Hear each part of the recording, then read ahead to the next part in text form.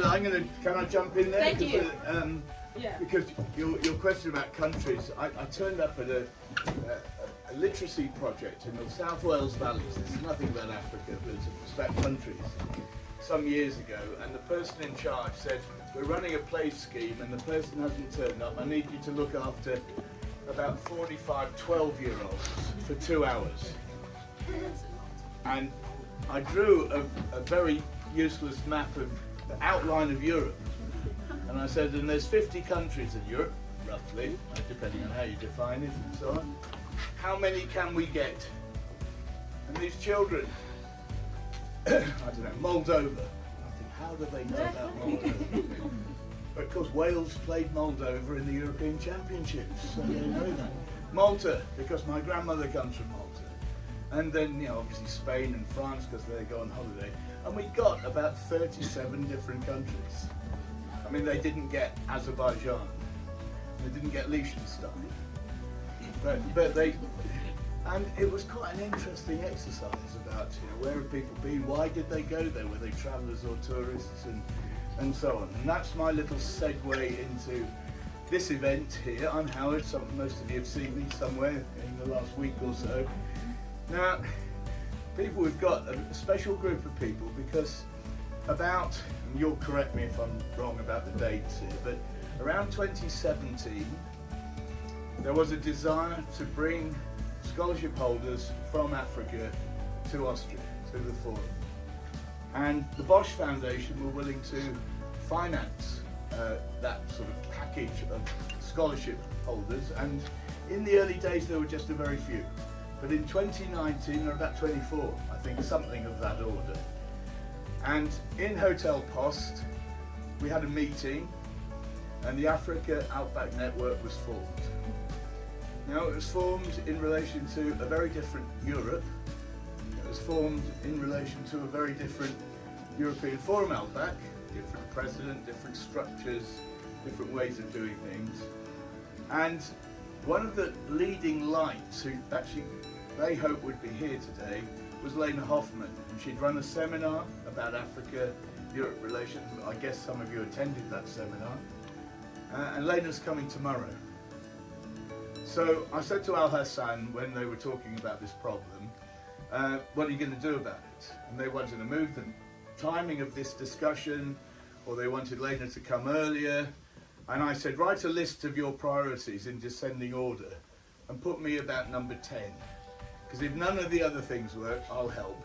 And a couple of days ago, they sent me a message and said, none of the other things have worked. will you help? So I'm delighted, I feel honoured.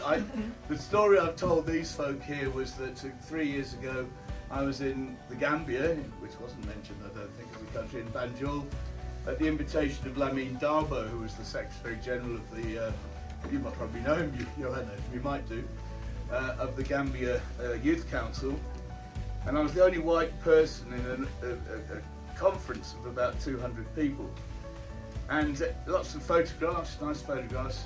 When you're white, surrounded by a lot of black people with photographs, and I used to be a rock photographer, so I know all that exposure and stuff, I come out looking like a ghost in everything. so they're awful pictures, they're lovely, memorable pictures, evocative pictures, but they don't put me in my best sort of pose. But there we are. Now look, you've done a great warm-up because the mood feels great already. There's a huge agenda, securing Africa in the context of securing Europe. One other thing I wanted to say is that something I do is I'm a kind of curriculum advisor to the Indore School of Law in India. And occasionally they have an event and they drag me in and I listen to stuff that I know absolutely nothing about, but they ask me to do a 5-minute summary at the end. And what I'm always left with is an awareness that there is almost zero debate about Europe. It's about India, China and Africa.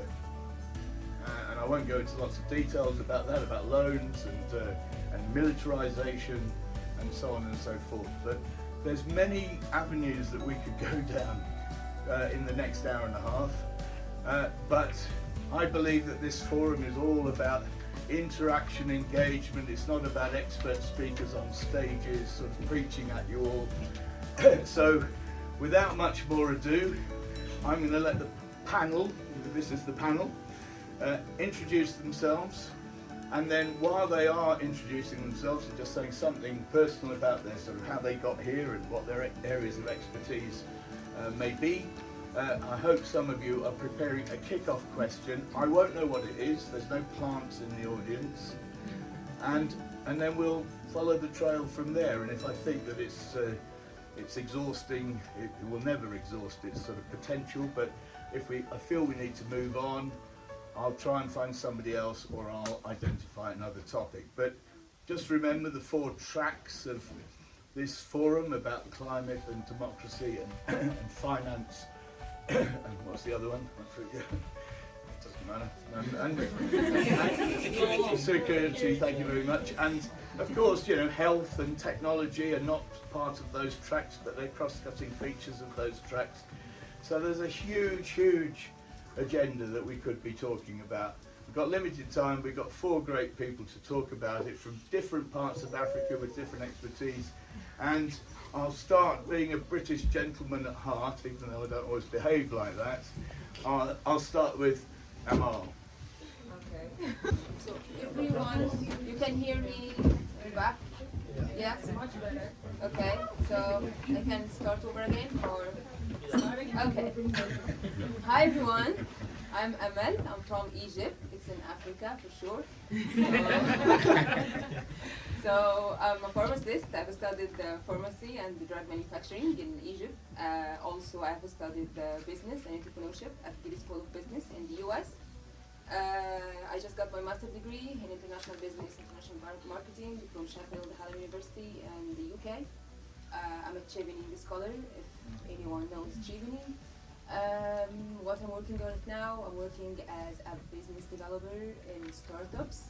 So I'm working in Egypt basically in an tech startup for teaching. It's an online coding platform for teaching kids coding, gaming, and AI, data science. So yeah, this is my experience. Most of my experience are in business and entrepreneurship. Yeah, thank you. Thank you. You are very welcome, and she's also very eager to set up some kind of Alpbach connection in Egypt. Yes. Winnie. I'm really loud, so I want to Yeah, can you go and stand back there? Hi everyone, I'm Winnie Kisakye. I'm from Uganda. My background, I have a bachelor's in business administration. I majored in finance, worked in finance departments for about 3 years, and then I got bored and I did a master's in innovation and entrepreneurship from Antwerp Management School in Belgium. And right now I'm a startup consultant. I'm helping different startups in Uganda just reach their potential.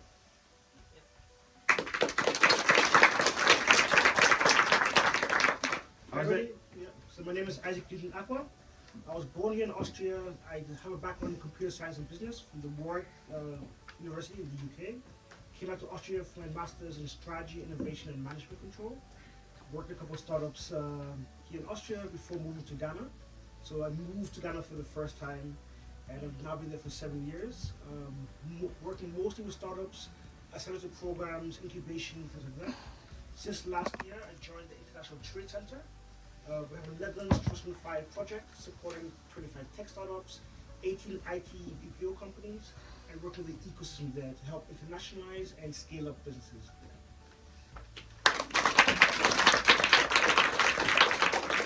Alhassan. Hi everyone, I'm Alhassan Muniru. I'm from Ghana. I have a bachelor's in materials engineering, and then I did a joint international master's in sustainable development, focusing on sustainable energy and material resources between Leipzig University in Germany, Utrecht University in Netherlands, and then Stellenbosch University in South Africa. I am currently I wear multiple hats. So one, I am a sustainability consultant for the Institute for Sustainable Energy and Environmental Solutions in Ghana. I also wear another hat as a business development manager with Africa Technology Partners. Actually, I'm working with my wife. She's there, and our little girl, Mona. You can network with her later. She's a great networker. Yeah, but besides my own baby, my other baby is actually my organization that I co-founded in Ghana back in 2014 called Recycle Up Ghana, where we work with young people in Ghana to be environmental change makers. And we also run an incubator program where we support young people to create businesses within the circular economy sector of Ghana. And so that sums up my background. Thank you. Well, these friends of mine prepared a long list of questions that I could spend my time asking of them, but I hope I won't have to use too many of those because I hope they'll come organically from you. So would anyone like to sort of get the ball rolling? Is there any desperately needed question that somebody would like to ask about Africa generally, on these topics, enterprise, around sustainability, around youth empowerment, which I guess we'll talk about to some extent, about food security, all the kind of things that we, certainly me from Western Europe, you see about on the TV all the time and really never understand what the complexity of the relationships. Is there anyone who'd like to fire away, have a go, get something? I'm Introduce yourself. So, nice and loud. Please. And also stand up. Yeah, please do, yeah. My name is Barbara. I'm from Italy, and I'm working in European affairs in Brussels. And I also worked in organizations that focused on Africa-Europe relations. And a question that came very spontaneous to me was, what do you think is the role of African universities in youth empowerment, if there is a role, and if there isn't? What's the problem? And if you saw some improvements in this?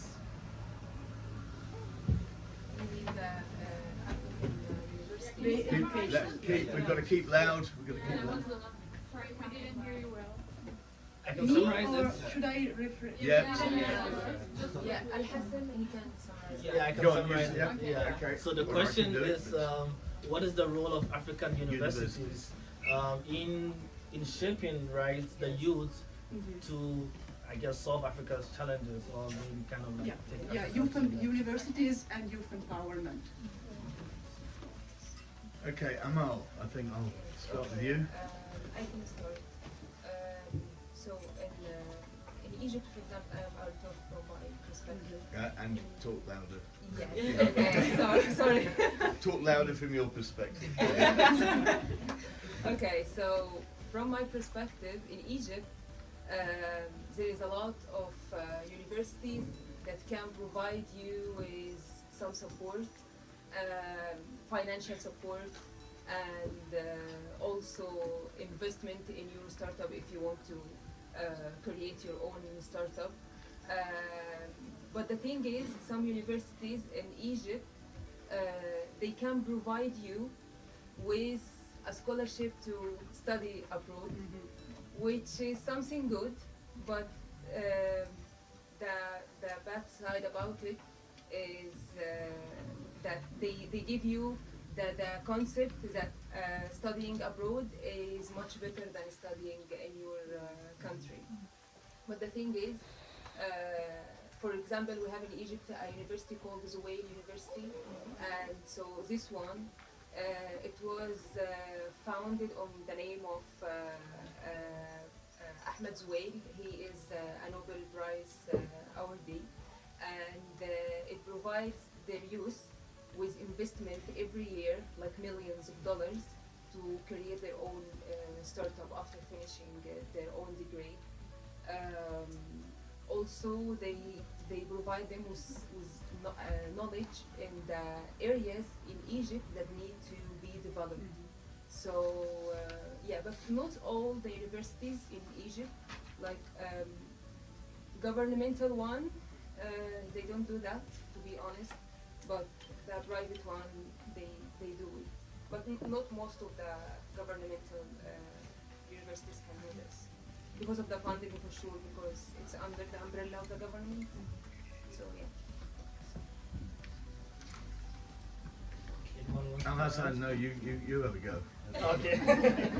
Yeah, no, I think it's a great question because when we talk about the role of the universities in empowering the youth, right?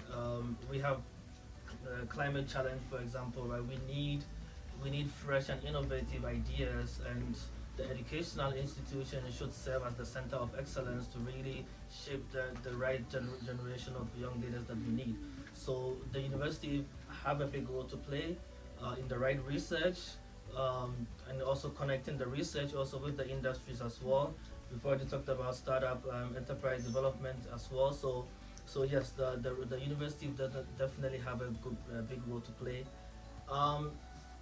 Speaking from Ghana perspective, I know that some of the universities are already on the right path, but we need more because in Ghana, for example, there are very few public universities, and there's more demand than supply. So every year we have a deficit of many young people who graduate from high school who are unable to enter university because the universities have reached their capacities. They are not able to admit everyone, and so you always have a backlog. And so in terms of the right investments, more universities, more affordable universities, because there are some private ones also that really also are setting also good examples, but funding. So more public universities that can also kind of really help shape the next generation. I think that would definitely be a step in the right direction. Yeah, and how can that be achieved? That's of course, right, our leaders. We have to put our money where our mouth is, right? So we need to prioritize funding in educational institutions. I'll give an example. The Ghanaian government right now is investing $350 million into building a national cathedral. They are tearing down an already existing building to actually pave way to build this national cathedral. Yeah, but what are we going to do with the national cathedral? We already have a lot of churches and religious institutions, right? But that money, we always talk about not having enough money to invest in other areas, but then the little resources that are available, then they are also kind of like not prioritizing it, like they are putting it in wrong project as well. So yes, there's always the issue about lack of finance, but the already available finance should be then kind of redirected into the right investments. Yeah. Isaac, do you have a view on this in terms of strengthening entrepreneurship through university structures? Two things. First, in the entrepreneurship, there's a lot of programs now in Ghana where, especially the British universities, are now partnering with different Ghanaian universities to kind of do train the trainers and help them establish innovation programs at the universities. A lot of universities now have incubation programs and hubs in the university. The VU have this entrepreneurship Gründung Center, which only happened 6-7 years ago. So they think that Africa's behind, but we're now doing that. We're trying to catch up. There's large steps we need to take. I almost think starting at the university is almost too late. And more things to be done earlier in the school curriculum to provoke thought, to provoke thinking, the different ways of thinking. So I know that the Ministry of Education is trying to have an innovation curriculum for high school students, so to have more exposure to what this entrepreneurship world is all about. But lack of funding and finance is a huge issue. So I mean, we talk about the government. Yes, they spend money on the wrong things quite a lot of times, but at the same time, they don't have a lot of money to spend. In Ghana, almost more than 50% of the GDP goes to service loans and debt. A lot of this debt is held by European nations. So by forgiving debt, like what China did recently, more money could be spent on education, on roads, on health. But it's hard to say, let's go back to Europe for new loans to help us build our infrastructure, whilst they're holding loans they're holding money that's actually holding us back. Okay, want to follow that? Fire away. So I'm just going to have a follow-up question regarding... Say who you are. I know you're from Tbilisi, but My name is Acquah, I'm from Georgia. Thank you for an interesting discussion. I have a question regarding the brain drain, because basically we talk about a lot about education, and but there's a big issue that since Africa as it is coming, kind of we're approaching the stage where the continent is becoming even more evolving and interesting. A lot of companies are trying to find people, professionals, especially like you, young professionals who have some skills and have also competencies in their certain countries. So what do you think, like how can national governments or maybe international institutions can deal with brain drain in your countries and especially all around Africa? Winnie, do you have a view on that? Yeah, sure. So we have different issues when it comes to like people who work in the public sector, and I'll speak from a Ugandan perspective.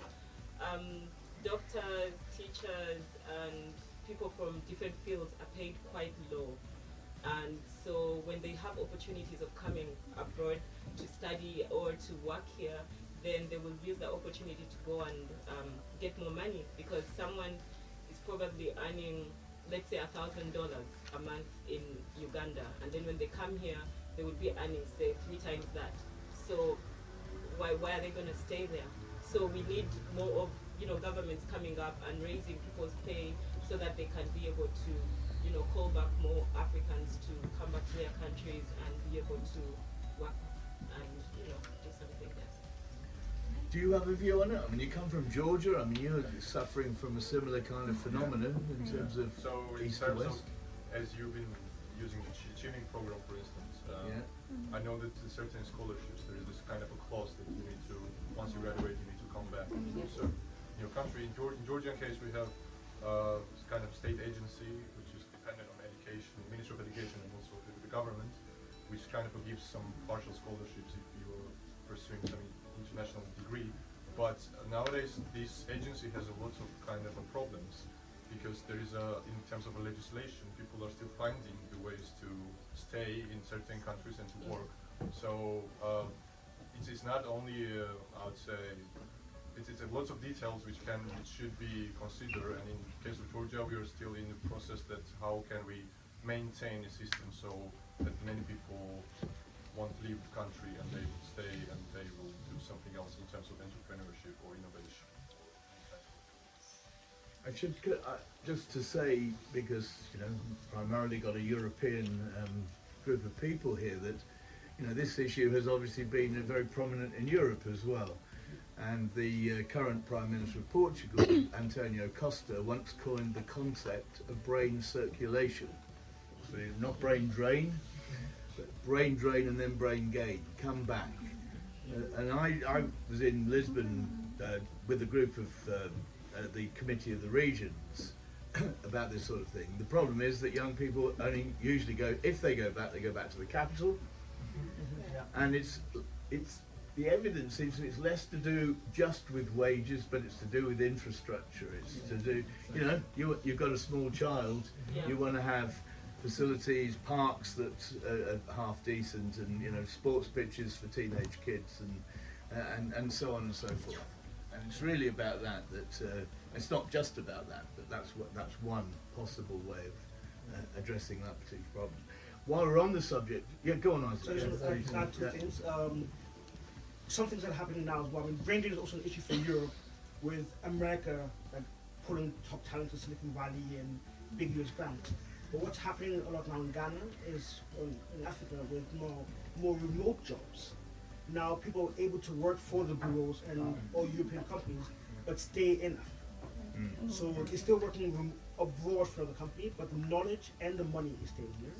But the other thing to think about is when you do have people leave Ghana, Uganda, Egypt to go work outside, they also then add to the remittance that goes back. Yeah. So it's also sometimes looking at the fuller picture and not just one side.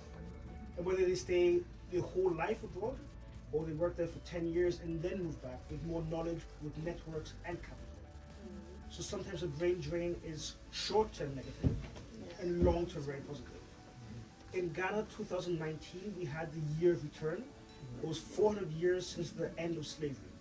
So we had a really massive campaign throughout the whole year. Every minister, every president, the president and other ministers going around every conference talking about come home. It was both for Ghanaians abroad, but also for people of black heritage, especially for Americans. And since then, a lot of black Americans are now moving to Ghana.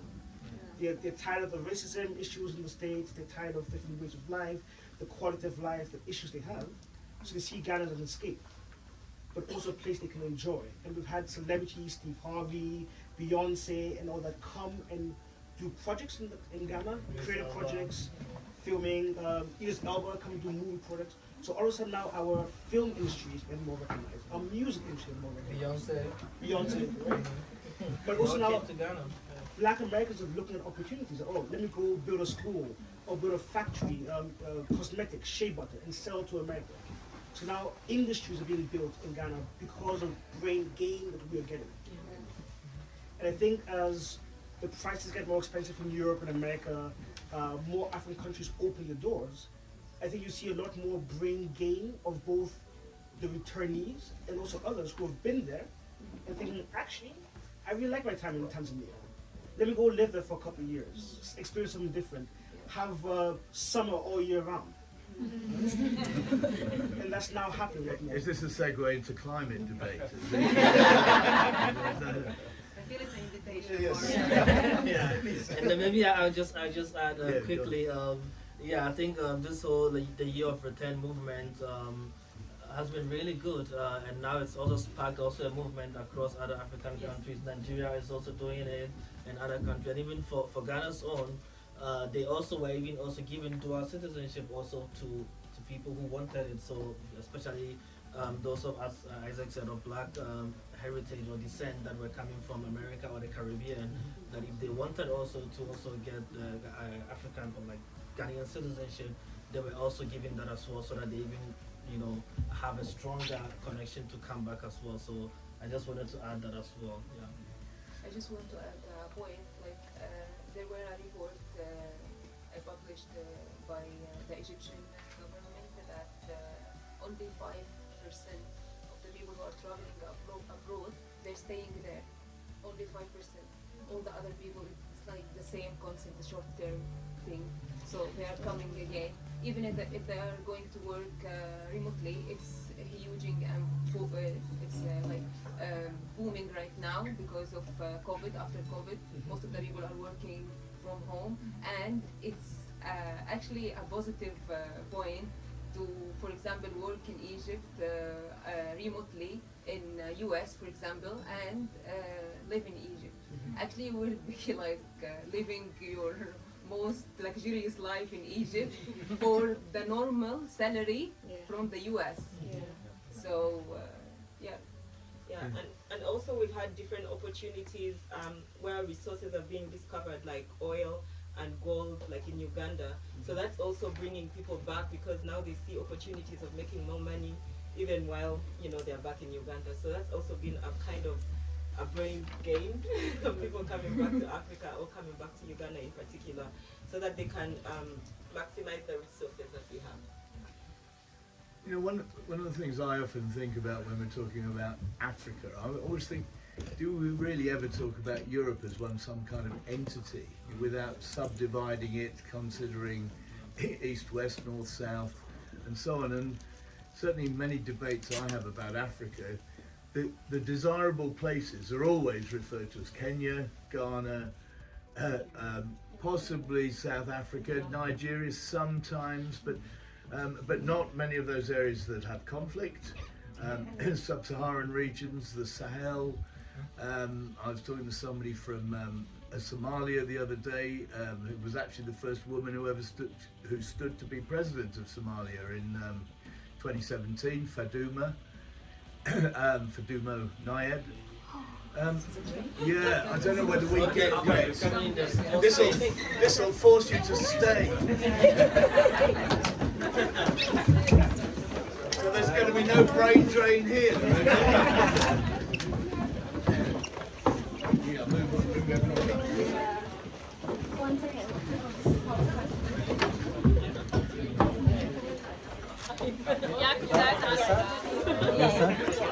Yeah, the space here. There's some space here, guys, if you want to come. Just juggle around a moment.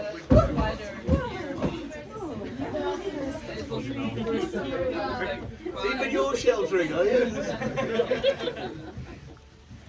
Okay, and I'm sure we will want to move on as well too. You know, it's not just about brain drain or brain gain and the intelligentsia and so on. It's also about illegal migration and all those terrible, you know, journeys that people have to make. I mean, the Gambia is the country with the highest proportion of young Africans trying to get to Europe. I mean, it's a small country, so it's not a huge number of people. It's got the highest number. I worked in South Africa with the National Youth Commission at the end of the 90s on, you know, Mandela's sort of development program, and the intelligentsia kind of pulled the drawbridge up behind them. You know, they suddenly, you know, and what were the opportunities for non-university people? Where were they going to go? And what were they going to do? And as Johanna knows very well, they're the kind of young people I'm always most interested in. They are not going to create the economies you need, but they are the big group. And then there's the whole issue of conflict, and I mentioned that these are not going to be attractive places for investment and so on. They're going to be places that people want to get out of. So I don't know whether people have got particular questions on any of those three themes. You know, the differentiation of Africa in one way or another, migration, illegal migration questions, and conflict and security questions. Anybody want to fire something at the panel about those things? Stun you into silence. You again. I mean, I can do the second choice. I mean, are you? So Barbara and Nicola are kind of competing with each other. Somebody, right? Come on, yeah. But do stand up and project your voice if you will. It's not really related to like the topics you mentioned. Okay, all right, that's fine. No problem. So my question is, China has been heavily involved with Africa with regards to building infrastructure, industry sectors. The Chinese are building roads, they're building railways and skyscrapers in Africa and different countries, including my country, Ethiopia. However, such involvement of the European Union and its countries is not usually seen, and usually the European Union and its countries is limited to aid, and why is my question.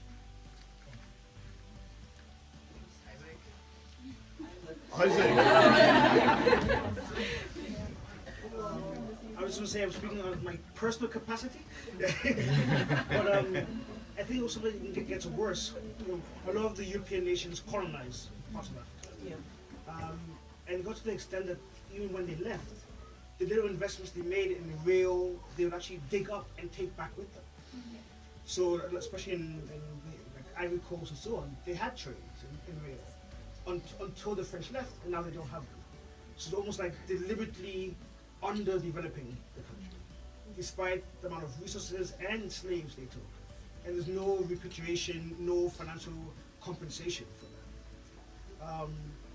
I feel that most of Africa, and using now Africa as one country, is still built on exporting or taking out its natural resources to places for them to add more value to. So in Ghana and Ivory Coast, it's cocoa, the cocoa beans, that are 70% of the world's cocoa beans come from there. Yet it's Milka and Cadbury's and... Made in Switzerland. Yes. Which, I mean, there's not a single cocoa tree there, right? Gold is, Ghana is used to be called Gold Coast. Yet we don't have a gold refinery. Nigeria is building another oil refinery. So it's Eni and Shell taking it from there, going to Holland and England to refine. So what the West really wants from Africa, they already have. Whilst China is now building new roads and rail, mostly to move its products like cobalt from DRC and other things to get to China. But they're at least building physical infrastructure that the rest of Africa can also use. So I think China has its own interest at heart, but there's interest that aligns with what Africa also needs. And that's my personal view. Just as a follow-up on that, we had a fireside chat with Charlene Randeria yesterday about non-European perspectives on Europe and Europe's self-image and the problems with that. And we discussed a lot about how Europe's industrial development was also mainly based on the fact that they were exploiting other parts of the world. And I'm wondering, when you were here at this European Forum, do you have the feeling that there's an openness in the discussion of like white Europeans acknowledging that, and or do you have the feeling that people feel uncomfortable talking about this? Is there an openness, is there a discussion? Because there haven't been many panels that were discussing these topics at all. So yeah, just what is your experience being here and interacting with people? Please be open about that. Yeah, I mean, can I just interrupt? I think that's a very, very important question. And I watched a panel discussion in the big hall the other day about Ukraine and about neo-colonialism, and suggesting that there were parallels, that there was a kind of affinity amongst African countries with Ukraine because of the experience of colonization. And yet, I also know there is another narrative which is probably not popular to speak here, which is a lot of African countries have been cautious about sanctions against Russia, not because of grain and the need to feed, but because the Soviet Union did support the anti-colonial struggle. But I haven't heard that said yet. I might have missed it because I haven't managed to get to many things, but I think there are a number of different narratives. You're smiling, Winnie, and so I think I should ask you. You know, I might have got it wrong. I don't know, and I think that question for some. Can we just have a response to that, and then I'll bring you in straight away in a moment, or I'll bring you in. Okay, I'll keep a list. But Winnie. Well, this is from my perspective as well. The theme this year for EFA is a new Europe, and I believe from what I've seen here, the assumption is that a new Europe doesn't include Africa. And there is no way you can have a new Europe, or you can have Europe without Africa. It's just blatantly impossible. We have to depend on each other, and I think it's quite ignorant, and yeah. Right, hang on, we've got a few people here. You wanted to say something, and then you, and then over there, okay? So it's on. Can you say who you are? Yeah, okay, Alessandro from Italy, and thanks for bringing this question up. It will be a follow-up on you, and thank you for being here. It's so nice to see finally a panel with people from the Global South. It's the first time I see this in EFA 2022. Thank you for being here. And my question is a little bit related to everything they say. So, this decolonial approach, colonial approach, do you think it's still embedded in this European intervention in African entrepreneurship and all the, in general, like generally all the Europe intervention in Africa? Because as you correctly say, sorry, I didn't get your name, but she mostly said that China is actually intervening in infrastructure and building capacities, while Europe is the major provider of official development assistance to Africa. So how do you see this? Do you think it's a new colonial approach coming, like an IT colonial approach, or you say, no, it's no risk, it's safe, we're managing it? Before you answer that, can we just take your comment, whatever that might be, and then you, and then see, and then to you. So say who you are. Just a very brief comment actually, because Russia today is not the Soviet Union, right? So I don't understand the reluctance why. Okay. Yeah, well, yeah, but there's a historical set of issues there that need unfolding.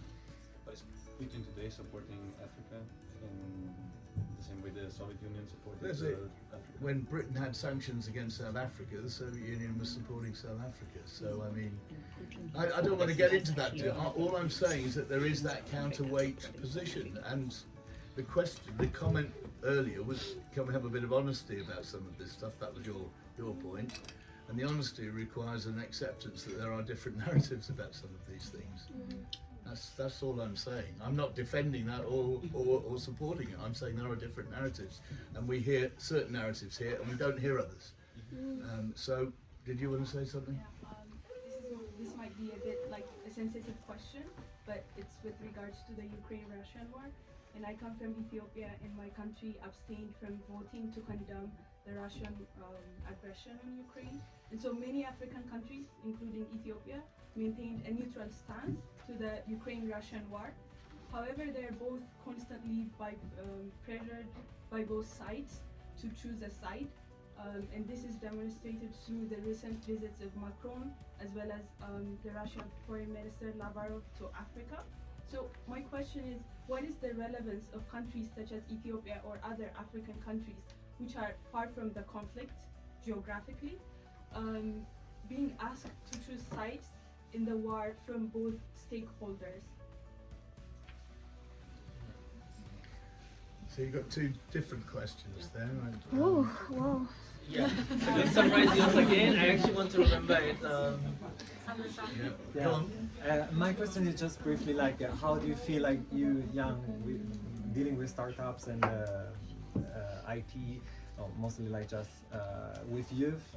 Do you feel there is the fear of a new colonial approach? Like, So you meant from China's investment in Africa? also from the European one. So one is about new colonialism, and the other one is about the pressure to take sides. Okay, so China is coming in to, construct roads and do all these kind of things, and then we also have different money, like sums of money coming in as foreign aid. So I'll give an example from Uganda. We received foreign aid to construct like a four-lane kind of road, and then instead we constructed 2 lanes. So where the other money went, we don't know. So we have an issue of bad governance as well. So there's a lot of corruption, a lot of embezzlement of funds. And then, so what China did was, okay, let's come in and then construct the road for you, So the problem is China is coming in and yes, being a savior, but then they also give out loans to some extent. But they take collateral when they give out these loans. So when you cannot pay, maybe with bad governance, maybe we won't be able to pay off some of these loans. They'll be able to own some of these properties. So we are looking at a situation where maybe 10 years from now, we don't own our own airports. We don't own maybe a certain forest. We don't own this. So they do have their own intentions, and that comes to us in Africa to fight this off, to find a way of where we can be self-reliant. And because we do have these resources, we have the energy, we have the gold, we have oil, we can do it. And above all, we have the brilliant people. Our continent has the most entrepreneurial minds, and the youngest as well. Yes. But because of bad governance, we have so many of these issues that are kind of just pushing us down. So we can't come out as we're supposed to.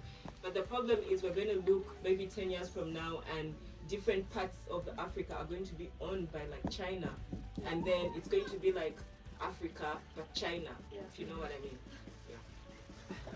And it should be remembered that the COVID pandemic has exacerbated that problem big time.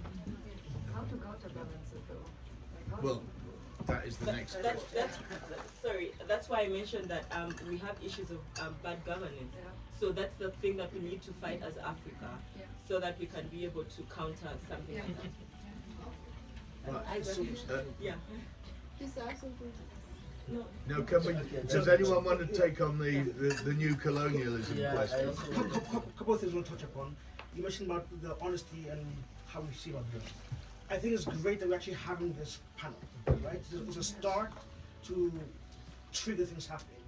But a lot more has to be done as well. And going back to the education question, also with European education. You learn about history, but you never learn about how Africa was involved in history.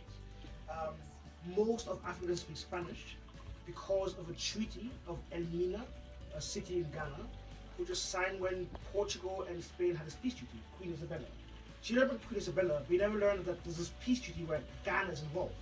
And the whole line of the sea is drawn where Spain has to sail west.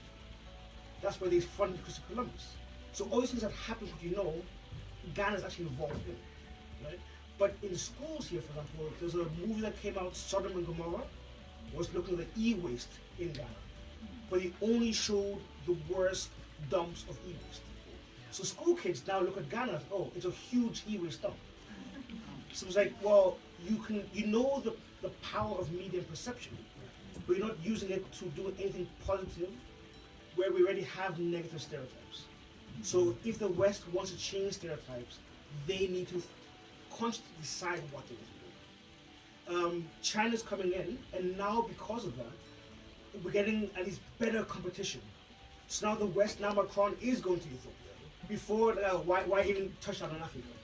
Now they need a UN vote or make sure some minerals can also be mined by Europeans. You now Africa can almost compete better for resources and funding from the West, thanks almost to China. So now you have the Chinese, you have more South, Brazil, India coming in. So now Europe has to compete to actually get things. So now they actually have to send a whole president, not just some minister or ambassador, a whole president to actually come down. And now we're actually worth talking to. Before we're just this dark nation below Italy. That's all. Exactly. I'll just touch on some of the points. So one, in terms of the representation, I would just want to premise that we're saying that that's the whole reason actually why we formed the Africa Alpbach network in the first place. It was to actually to really also influence the content and of some of the topics that are spoken here, and also bring in more African speakers to Alpbach, and to really also add that. And not only here in Alpbach, but also back within the Africa Alpbach network on the continent. One of our biggest dreams is also to kind of like host like a mini FA or African forum, where we'd also then also invite also some of you to also come and then kind of also contribute to the discussion as well. So that's one of the things. With regards to the broader discussion, yes, you talked about neo-colonialism. Yeah, that's the intention is there for sure. Everyone, whether it's from the West or from China, their interest is to take, right? Because we have the resources. Let's not fool anyone. They are investing because they want the resources. But I think in the end, we as Africans, and especially also our government, we have to be proactive instead of being reactive. I think most of the challenges we talk about how COVID and war in Ukraine is having a big impact on Africa. It's because we are always waiting for things to happen before we react to it, and so this also really affects how we do things. But as Isaac said already, right? Education, many things. If we want to be proactive, we have to start by really working hard on actually really to reduce our dependency on imports. The food we are eating in Africa, it's not coming from Africa.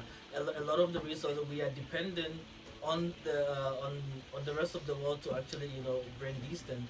While we have the raw materials, right? The resources are there, but we are exploiting it, taking it away, and then bringing it back. So in terms of really changing how we can reduce our dependency on whether the West or whether the China, so that we don't have to, we have to really take a stand on saying we own the resources and how we can really work hard to actually make the most of it, feed ourselves first before giving some to the rest of the world. I think that's where, I know it's a very broad thing and very, very difficult to do, but that's why also the next generation, we the young people, we need to start probing these things and really try to work on them as well. And quickly, just to say, this is why we have such sessions, so that we can discuss some of these things, and you can go back and keep the discussion going, and it doesn't just stay there. Amal, I just want to add something, for the colonization thing, in startups especially, in Egypt, like the last year, it was like 70% of the investment are coming from outside Egypt.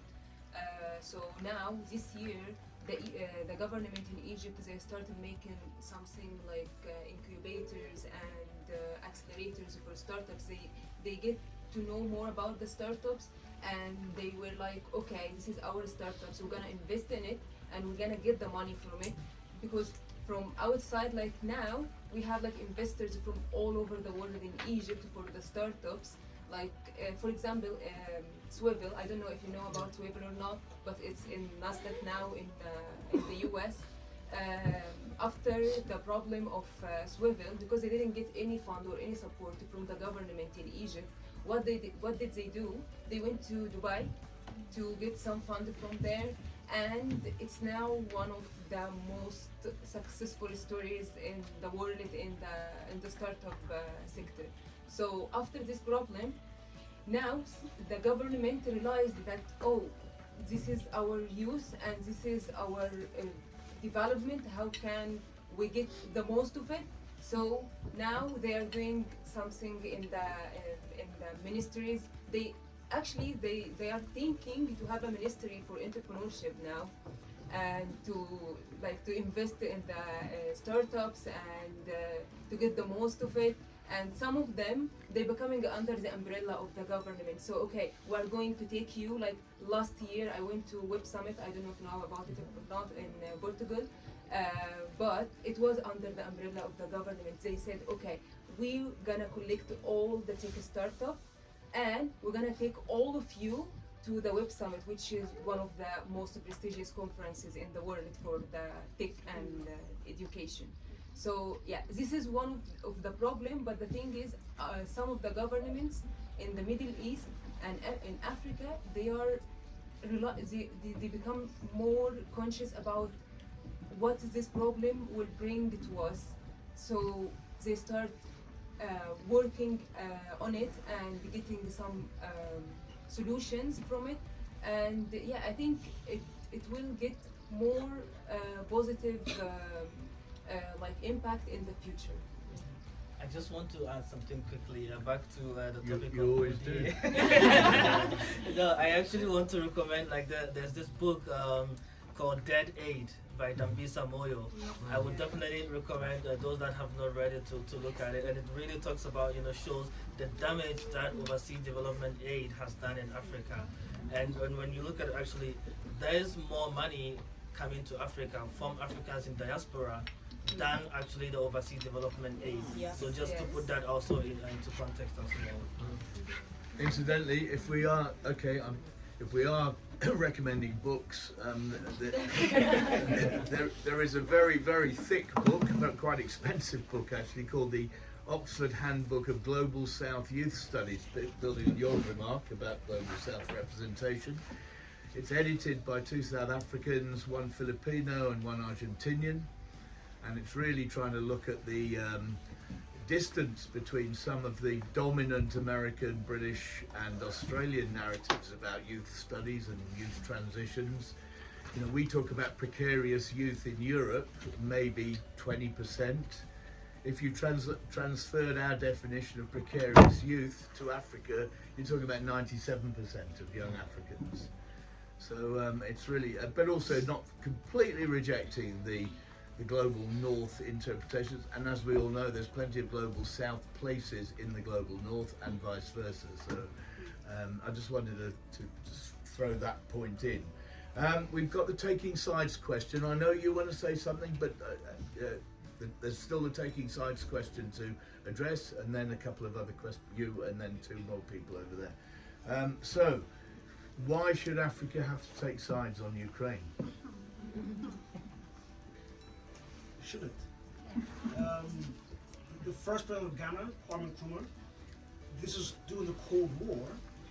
He was one of the leaders with Muniru from Egypt, Tito from Yugoslavia, that formed the non-aligned.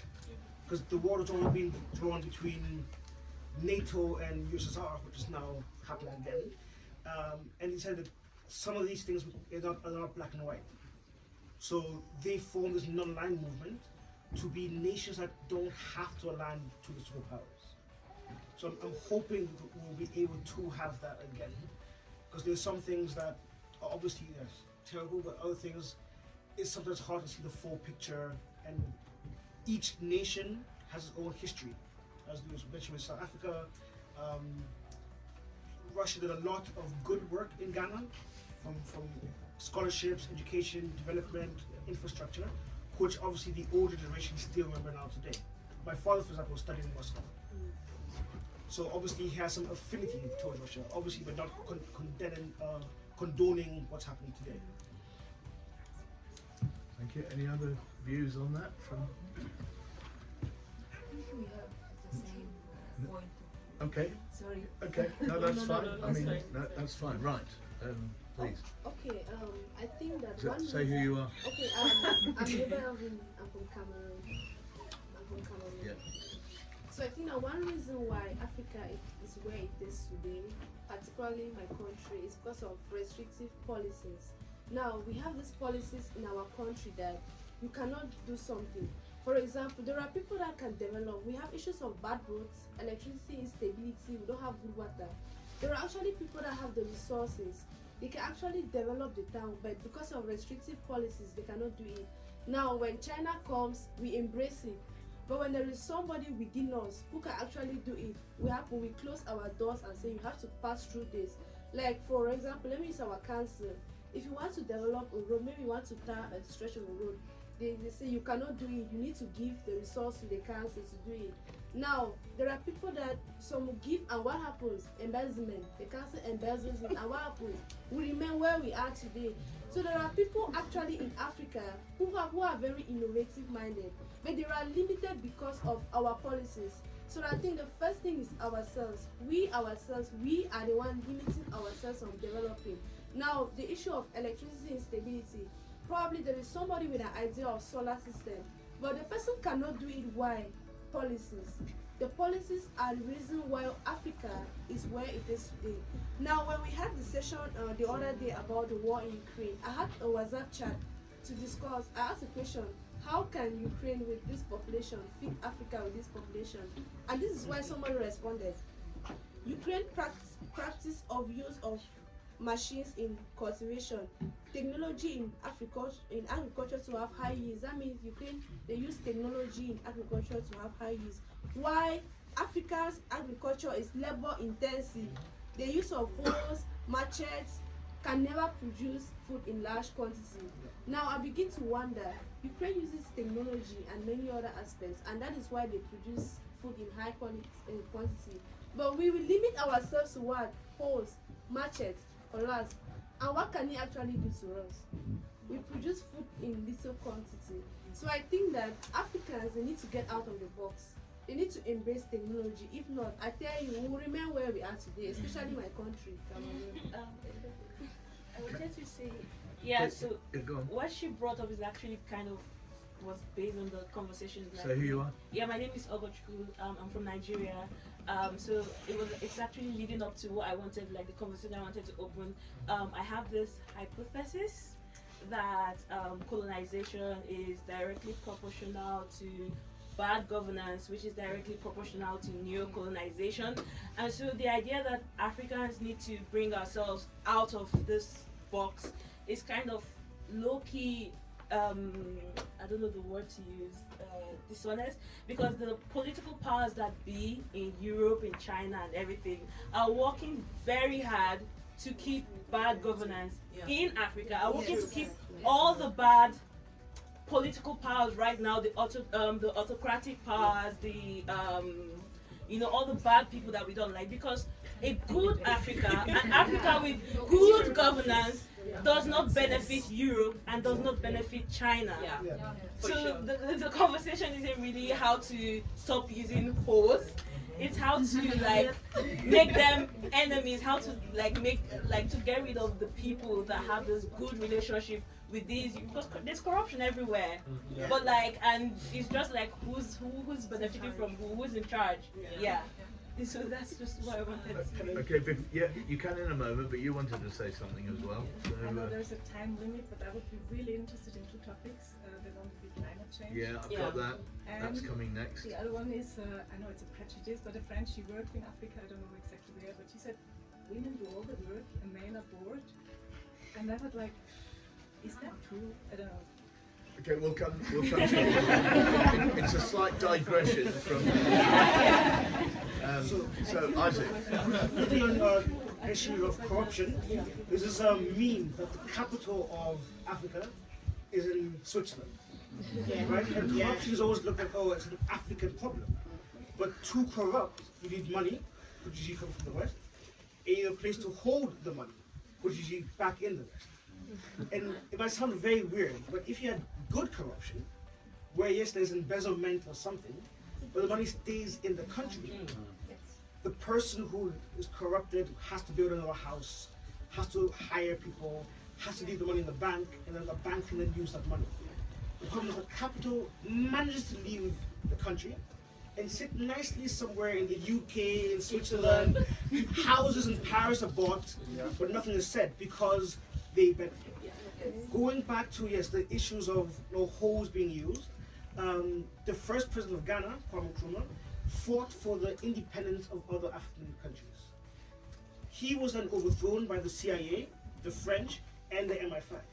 So if you're an African leader, you also have to think, how much do I want to do for my people? And how long do I want to live? Because it's really like you get overthrown or assassinated. Or some sanction will hit your country, or some new regulation for export will happen and you can't do something. So we still, in 1884, the Berlin Conference is where Africa was carved up. Today is Beijing and Brussels carving up what happens in Africa. And we're still limited for foreign nations and powers deciding what really happens in Africa. Yeah, and just to add to that, you brought up a good point. I'm always reminded of Libya and Gaddafi and how he was killed. And as Africa, we do have so many leaders who stay in power for quite a long time. But then we do have the benevolent dictators. Gaddafi was doing so much in Libya, and when it wasn't beneficial to the Western world, he was killed. And when he was killed, look at Libya right now. Yeah, I know, we should dwell too much on that, but look at the Libya right now and the Libya before he was killed. Well, benevolent dictators will take us on to democracy. Yeah. Can we have a quick? can we have a swift word on gender and women do all the work and men are bored? Yeah, I'll take that. I'll leave that. Thank you, Winnie. I will try to pay attention. So when we have different generations that let me speak from Uganda and from like my parents' generation and then my generation. So when my parents were growing up, it was more of, you need to get married to a rich man. And so they did. And then they gave back to us. So when they gave back to us, the mindset was, it's not working as, just getting married to a rich man and just sitting at home and being a housewife. Now you need to go to school, get a job, and then be successful. So we did. We went to school. We went to school, and then we got stuck. We got stuck because then there were not any jobs for us. So the number of people who are going to school and getting all this education are more than the jobs that are being created by the government. So that's why you have more entrepreneurs rising up, and in that bracket of entrepreneurs rising up, we have women coming up and taking leadership.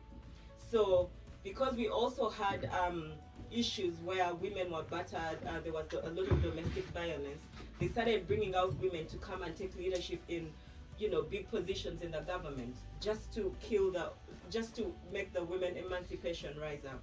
So it's not that men are seated down doing nothing, they are working, just that women are now rising up and also taking on leadership roles. Can I add something from the Nigerian woman perspective? Yes. Oh, yeah, awesome. So, And again, say who you are. I know they know most people. I'm Blessing Kure. I'm from Nigeria. So there was a recent study, I can't remember which organization did, and Nigerian women almost quadrupled by the second position of the most owned businesses by women, countries with the most owned businesses. Nigerian women almost tripled the number 2. So it's a case of they are hard workers. And cultures vary. I'm from northern Nigeria. It's considered women shouldn't do as much work. And the East, it's if you're a hardworking woman, it's like, oh, she should be married immediately. She's a treasure that should be kept. So these cultures affect the lifestyle. I traveled a lot and I've been to all the geopolitical zones in Nigeria. So these cultures, it's not one size fits all, and that's what I keep saying in these conversations about Africa. We're very diverse. So what's applicable in Nigeria may be different. It may seem the same and we may all look alike, but it's very different in Uganda, it's different in Gambia. So some places have maybe not so hardworking men, but I mean, every country has some of those. Yes, but generally, the African women are hard workers. Yeah. Yes. I can say the same from myself from Egypt. Like in Egypt, it's a culture thing. So if for example I'm married and my husband makes me work and he's staying at home, it's really bad culture thing. Like it's not acceptable in Egypt. Like it's a culture thing. So it's not about who is gonna bring money and who is earning more than who. It's not like this in Egypt. If for example I'm working, my husband is working, my money will be my money, and his money is my money as well.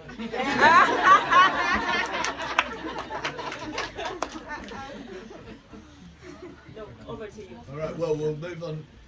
Go on. Yes. I just wanted to. Say who you are. I'm Debbie. I'm from Nigeria. Yes, I think in discussions about gender, we want to be really careful about adopting models from other continents. Yeah. We have to be true to ourselves. We have to have conversations that are relevant to where we are.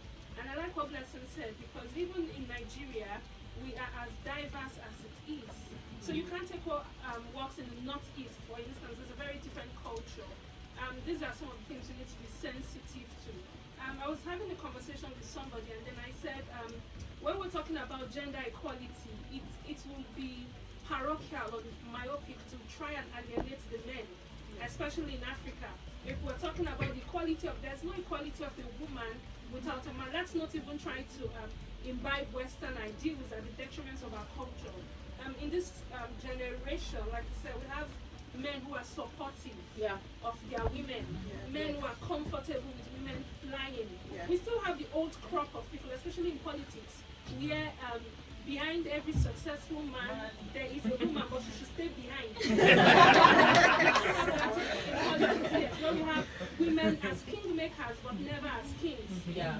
So we have women doing all the dirty, campaigning work, but all you can get in a political party, for instance, is women leaders, which is it's a ceremonious position that lacks the true tracking of power. So, but what my point I'm driving at essentially is in Africa, which is not a country. Yes. Thank you. We have to pay attention to.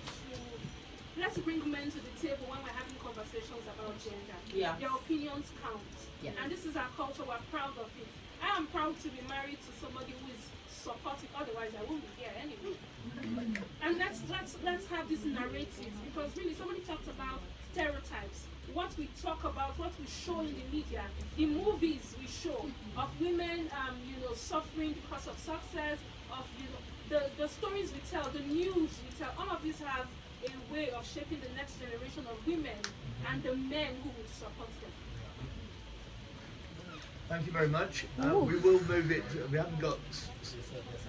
I want to move it on to climate. I have a question about climate. All right, I will. But I also think climate is linked to migration. And there is again book reference. There is an excellent book that came out last year by a man called Daniel Briggs, and it's called Climate Changed? Question mark. And it's subtitled Border Stories and the Business of Misery. And it's the migration story and the exploitation at every step of that journey. And it's a pretty miserable book to read, but it's an excellent piece of ethnographic research. So ask me about it more somewhere else. But you wanted to say something. Thank you. Thank you. So I'll just say something briefly and link it to a question which is somewhat in line with climate. Perfect. So Thank it's you. about gender and how, like they've said it all, but I think one thing I want to talk about is the need for understanding Say who you are. intersectionality. Sorry, Wadi from Nigeria. So I think understanding intersectionality helps to know that people's lived experiences differ. And if we look at history of Africa, gender inequality is linked to colonization and the introduction of religion and a lot of other things. Because if you look at prior to all these things, women were actually doing a whole lot of things. We have Nigeria Queen Amina of Zozo, we have Cleopatra, we have many things. But colonization actually brought about hierarchy and pushed people aside and said, oh, women, this is your place and all. And so we have to also understand gender as a social construct and the fact that, like they say, our lived experiences are different. So now when we celebrate that women can finally do things, this was actually the case years ago. It was just changed. So, and that leads to my question about climate, how even when prior to colonization, Africa was doing a lot of things that were climate friendly and environmental friendly and sustainable, and they said that was being primitive, we were underdeveloped. So my question is, what does development really mean? And how we have to actually decolonize it and say that development in one place is different from in another. So even all these SDGs and frameworks, how do we make it context specific and not just follow what one person is doing, because it's just really not applicable in the same manner and in the same way. Innovation, what does that mean? All these things, we need to actually make them context specific, because we did a lot of things that were good and they were like, oh, we need to bring new things, and now they're taking us back, and it's just a vicious cycle. So that's my question.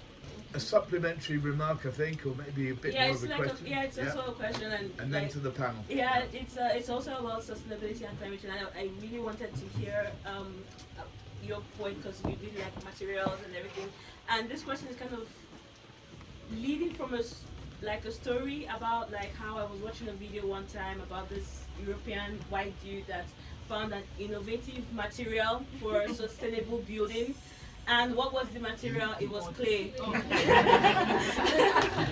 And that was the first time really I was upset about the conversation about sustainability, because like she said, we were like now I'm very interested in like arts and crafts and reviving indigenous arts and crafts, and a lot of what we were doing then were like very earth friendly, close to the nature, ecological, sustainable.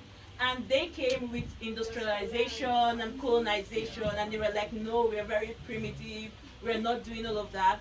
But now, like even back in my hometown, there's like mud houses and fences that are still standing till today. And so the question is like, as someone who's in like this field, like how do we bring that up? Because even now our government, they don't really care about sustainability, and it's something that is in our core. But it's not really, we don't have a seat at the table, we don't talk about it. So how do we like bring back this narrative to us? Because it's really kind of ours, it's in our culture, it's in us. Okay, I want to go to these here. Alhassan, what does development really mean? Yeah. No, it's a big one, and I'll just quote Bob Marley, who said that we need to liberate ourselves from mental slavery, and I think it goes, it's a get the guitar out. Yeah, exactly, right? Because and unfortunately, right, most African places, right, or most people, our idea of development is to westernize by the big malls, the huge, banker building standing there and all these things. But as you said, and I'm glad you said that, a lot of these things, a lot of the sustainable things that it's now being, celebrated in the West, these are things that our forefathers were doing, right? And just, I remembered something, so when I was doing my master's, and then we had a course in one of our courses where we were talking about shared economy and how sustainable it was.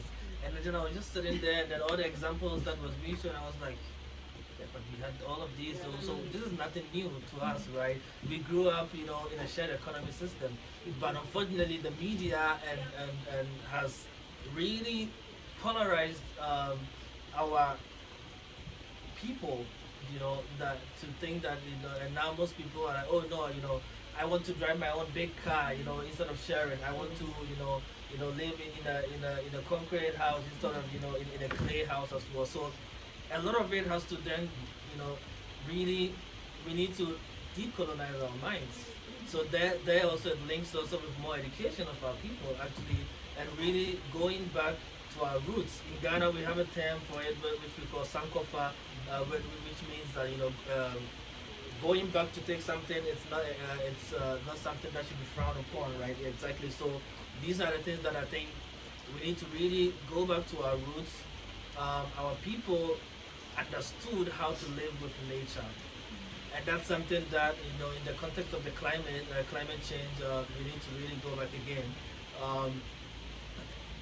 Learning to live with nature, right? The knowledge is already there.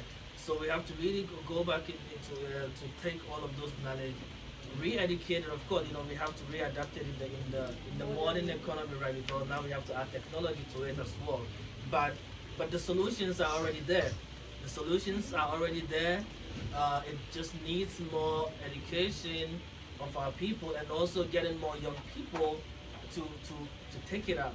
Because most young people nowadays, you know, still are thinking, oh, you know, of the Western model of development, and so we have to kind of find a way to really align that in a modern context as well. But there are some examples, you know, of some, you know, small initiatives which is really helping to bring these things, and the media also plays a role. So we haven't talked about the role of the media, but the media also have a big role to play in also really educating our people and really also showing that narrative as well. So for the media people here as well, those in media also, please, we need Blessing and the kind, we need you to also really show to our people also, like, really more education as well, and to get some of these things going. Yeah.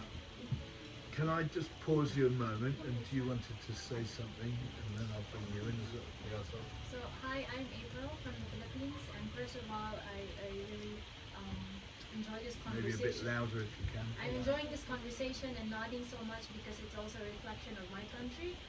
So thank you for representing. I mean, in that certain extent. But you know, just to tie in as well the question or the conversation around climate, and I've seen that this panel is very much involved in the technology ecosystem or startup ecosystem. Have you seen that that is also something that the new entrepreneurs, the young entrepreneurs are looking at? How you said that, you know, integrating nature and technology and actually having those solutions, and is it actually something worth investing, or do you see the trend in whether it's local investors or international investors, do they see that also as a priority, or is it also the Western, what's trendy in Europe and in Asia, in North America as the, you know, I guess disruptive technologies? Is that what they are also pushing? Because technology can be another form of colonization, right? It can actually be influencing what kind of technology we will be building in our countries. So is that something that you are at least in control now, you feel? And you think you can steer the direction on where technology is applied? And then I will bring you in, but you wanted to say okay, so yeah, my question is also to climate change, and I think, yeah, also kind of directed to Alhassan, but everybody can really respond. Oh, I'm Rex from Lesotho. So I have a question in relation to loss and damage. So there's a narrative out there that's going that most African countries feel like Western countries need to be paying for the loss and damage that's brought about by climate change, because for two reasons really. One, the fact that we are not emitting as much as a continent, and then the Western countries, because of industrialization and all of that, they are the ones who are the biggest emitters. But we're feeling the effects. The negative impacts are felt by us. The flooding, the many different climate issues are happening mostly in Africa. And so I wanted to just know your thoughts about that. Do you really think, yes, Europe, the West should be responsible for paying for the loss and damage that's happening in Africa now due to climate change? Or yeah, what are your thoughts on that? Yeah. Amal. Yeah, take that question and then we'll bring so, Alhassan for this For question. the question, I just want to mention one thing. I have been like 3 months ago in South Africa. There were a conference for African Startup Awards, and most of the startups they were for sure from Africa. Most of them were like agri-tech, and one of them called Bioboom. I don't know if you know it or not, but it's so famous in the Western agriculture tech system. So what this guy is doing, he is using the natural things to make the food waste less in the quantity and make the most of it. Like what he's doing, he take the insects, some kind of the insects in Africa, and the food waste, which is result in like methane and other things that is so bad for the environment. He's taken everything from the families and from the homes, and what he is doing, he using this insect to analyze this materials, the food waste, and after that he can get like a material to use it in building another homes and all of that. It was a brilliant idea, and the thing is, all or most of the startups there were in this sector, like tech, but they're doing whatever they're doing, it's all of it from African resources. They are not taking anything from the Western or from Europe.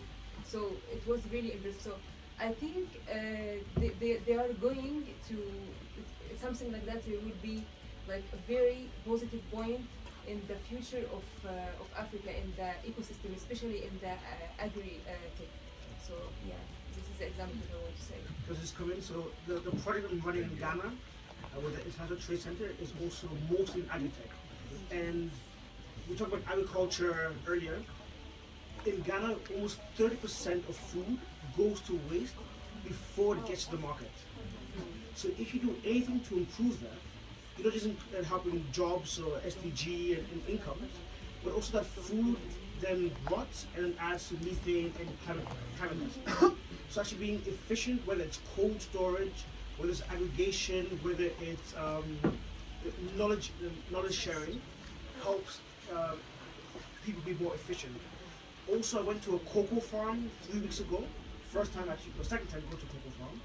But instead of using fertilizer and pesticides, which are also not good for the environment, they're deploying what they call dynamic agroforestry. And that is by using science technology, but in the old school type, our parents and grandparents type, of planting certain things next to certain things. So this plant will protect that, this will grow faster, get shade. So they don't use any pesticides or fertilizer, but the yield's actually much better than those that are using all these chemicals. So we're now seeing how we can roll this program out to more farmers, which will lower the cost of farming and provide more livelihoods for the farmers. Can I just, Alhassan, in relation to the loss and damage and then yes. Thanks for the question. It's a very great point. So yes, I agree that basically the polluter, the ones that are polluting, should be the ones paying for mitigating, you know, the pollution that they have caused. Because let's not forget, the West has been built on our backs, right? On all these the pollution that have been emitted, right? And so, and this is not only actually paying for Africa, but you know, small islands that the most of risk, you know, in the Caribbean, you know, that stand the risk of being submerged, you know, in water. You know, so there are a lot of countries, and of course, right, we all agree that if we want to you know, leapfrog, if we want to really, you know, develop in a sustainable way, it's also expensive, right? So the countries that are doing the most pollution needs to pay for the investment that have to be done, the investment in going into renewable energy, the investment, to help develop all these technologies, they should pay to actually make it. Of course, so that's one, but I'm not also saying that we also have to also be responsible for our own development. So that's also another side. But with your point that the ones that are polluting should pay, I definitely 100% agree also that they also need to pay for mitigating that as well. Yeah. And that's like across board, not only for Africa, but also for the small islands that are also at most risk from climate change. Right, I think we've got time for you. Name? Michael. I'm climate activist from Austria, and I've done campaigns on national EU level and international level. I've also been COP26 and 7, and I've thought a lot about these topics, and I see that there is mostly the one demand from countries of the global south that we need to have more finance for climate finance, climate adaptation, and also loss and damage. I very agree with that this is meaningful, and this is very urgent. On the other hand, I also see that we have a dilemma in Europe, and every piece of progress which we need to want to make in climate action is very, very hard to achieve, and it's us, we have to work hard, to push it through. And so my question to you would be, what would you prioritize in the different strategies we have? We could either put a lot of money in climate finance, climate adaptation, in loss and damage, or we put a focus on decarbonizing industry in Europe so that the technology can spread all over the world, with hydrogen from Africa, and it's perhaps faster, or without hydrogen from Africa, and it takes way longer. And also in the transport sector, we could either use electric vehicles, which take a lot of resources from the countries of the global south, and it goes faster, or we do not take those resources and we try to make it without it, and it takes longer. So it's a very, very big dilemma. I would be interested in you because I see that the countries of the global south are, of course, the ones who pay the consequences, and it's not about only small consequences, it's about billions of people's lives, probably in the long term. Yeah, it's a very big question for We sure. don't have a lot of time to answer it, so Yeah, so I'll just say, there is no one size fits all solution, so we have to tackle it from both ends. We need to decarbonize because the amount of greenhouse gases that has already been emitted, even if we are to stop right now, there's a lag effect. It's going to already take a while before actually the system will stabilize already. So while we need a lot of investments in clean energy, in mitigating, in really reducing the emitting that we have to do, we cannot, by doing that alone and not decarbonize it also, it's just a cost 90 work. So we have to also focus on decarbonizing while at the same time also investing also in solutions also to reduce the emissions.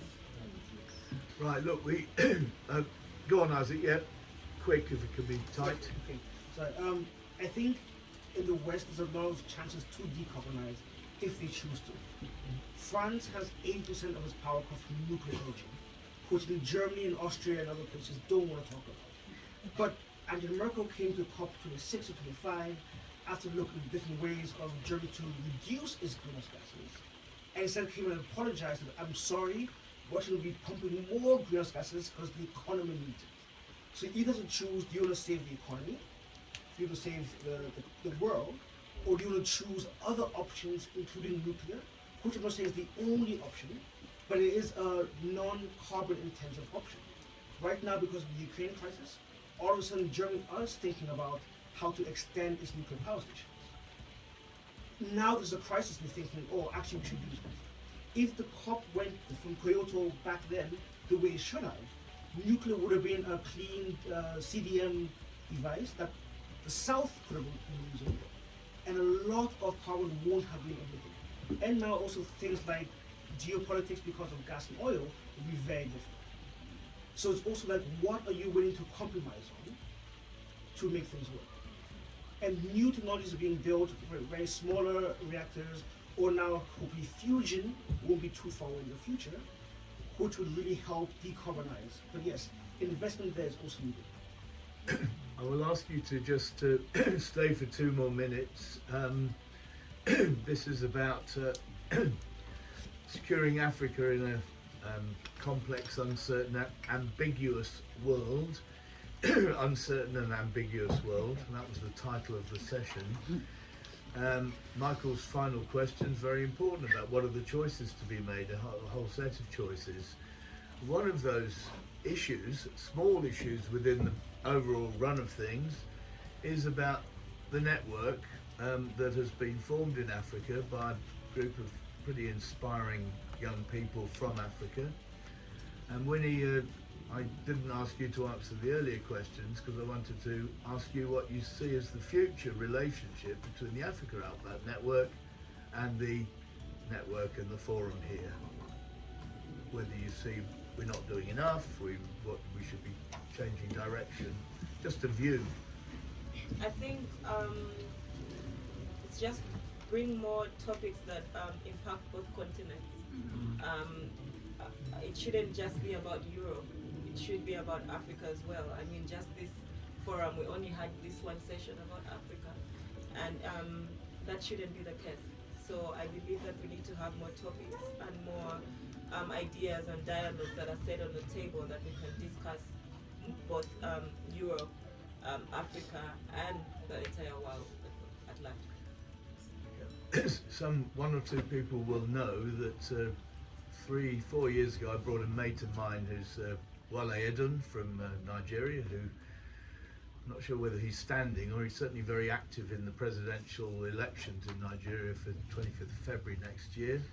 But I'll leave you with 2 quotations. I've learned a great deal today. I know you will go away feeling like you do throughout the forum, that you'll remember the things we did not talk about rather than appreciate the things that we did talk about. But you know, Bob Marley popped up about emancipating ourselves from mental slavery and but ourselves can free our minds. And I was thinking about a lot of the debates about not throwing out the baby with the bathwater, and the very famous quotation by Julius Nyerere of Tanzania at the time of independence, where he said, "Freedom without discipline is anarchy, and discipline without freedom is tyranny." And you have to find a path between the two. And it seems that with a panel like we have here, that they are the people who can find that path and take it forward. So thank you all very much.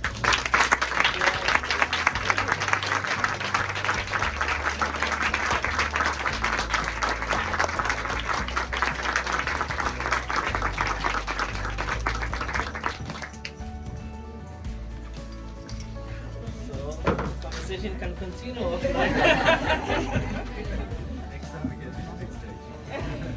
Please. Thank you for coming.